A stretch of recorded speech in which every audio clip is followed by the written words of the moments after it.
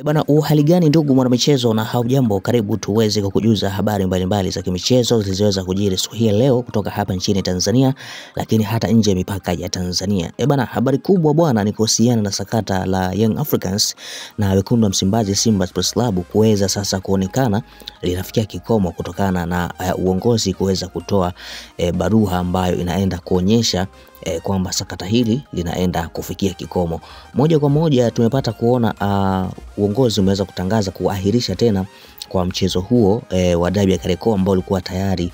umepangwa tena kuchezeka tarehe 15 mwezi wa 6 kuweza kuahirishwa tena, lakini watu hawajajua sababu gani imefanya tena kuweza kuahirishwa mchezo huo na ni kitu gani kimefanya kuweza kuahirishwa, na wengine wakiwa bado hawajaona taarifa hiyo ni kitu gani ambacho kinachoendelea, wakiwa tu wamesikia tetesi huko. Lakini sababu ni hii hapa ambayo naenda kukujuza, ambayo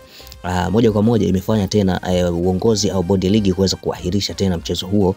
wa dabi ya Kariakoo ambao ulikuwa unatakiwa kuchezwa tarehe 15 mwezi wa 6, ambapo ilikuwa ni tarehe nyingine tena baada ya kuahirisha tarehe ya kwanza ambayo ilikuwa ni tarehe 8 mwezi wa 3. Na kabla sija kujuza ndugu bwana mchezo sababu gani ambazo zimeipelekea bodi ya ligi kuweza kutangaza tena kuahirisha mchezo huo, tukukumbusha kama mara kwanza tunajiunga nasi, basi tukuombe kuchukua muda wako na kubonyeza maneno la andiko subscribe yale chini ya video hii, lakini vile utabonyeza alama ya kengele kutoka pembeni yake ili wa kwanza kupata taarifa zetu kila zinapotoka, na uwe mwanafamilia wa channel hii ili usipitwe na habari motomoto zenye ukweli na uhakika za ndani na nje ya nchi hii. Lakini vile usisahau kushare na usisahau kulike. Moja kwa moja ndugu mwanamchezo, tukiendelea kukujuza kitu gani ambacho kimejiri kuhusiana na sakata hili, mchezo huo kuweza kuahirishwa tena kwa tarehe ambayo ilikuwa imepangwa tarehe 15 ya mwezi wa 6. Sababu haswa ndugu mwanamchezo ambazo zimefanya mchezo huo kuweza kuahirishwa tena, tumepata kuona kwamba uongozi wa klabu Young Africans hawakuweza kukubaliana na sakata hilo, kwamba mchezo huo kuweza kurudiwa tena, lakini vile waliweza kuhangaika sehemu mbalimbali. Tumepata kuona wakienda kasi kushtaki, wakienda kafu, yani kutaka kuona wanasaidikaje kuhusiana na sakata hili, na kuweza kudai kwamba wanastahili kuweza kupewa pointi 3 na hawastahili kuweza kurudia tena mchezo huo wa dabi ya Kariakoo,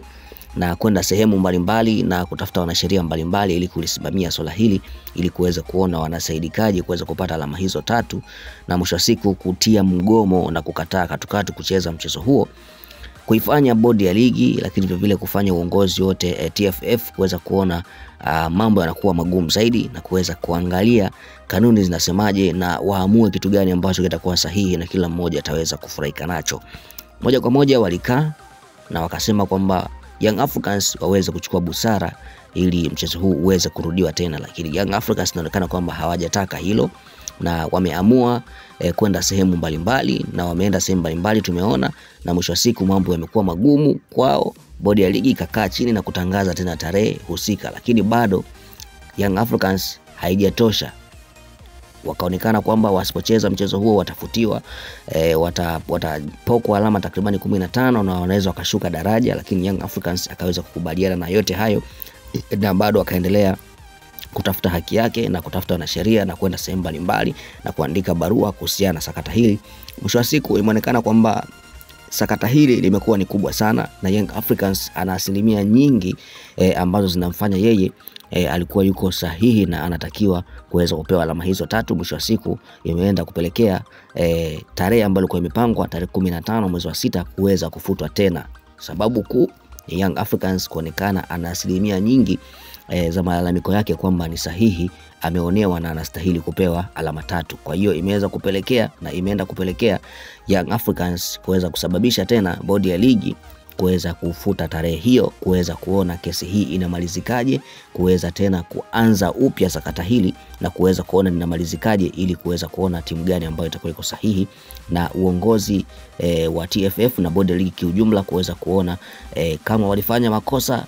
katika kuamua hili au ilikuwaje, ili kuweza kuona nani anaweza kupata alama hizo 3, na je mchezo kuweza kurudiwa au kutokuweza kurudiwa. Hizi ndio sababu ndugu na michezo ambazo wanadhani wengi walikuwa hawajui kwa nini tarehe hii imeweza kuahirishwa tena, lakini sababu ni hizo: Young Africans kuweza kugoma katukatu, na kuweza kuandika tena barua na kuweza kuzunguka tena kwa wanasheria, na hatima yake swala hili kufika hapa kubwa zaidi na kuifanya kwamba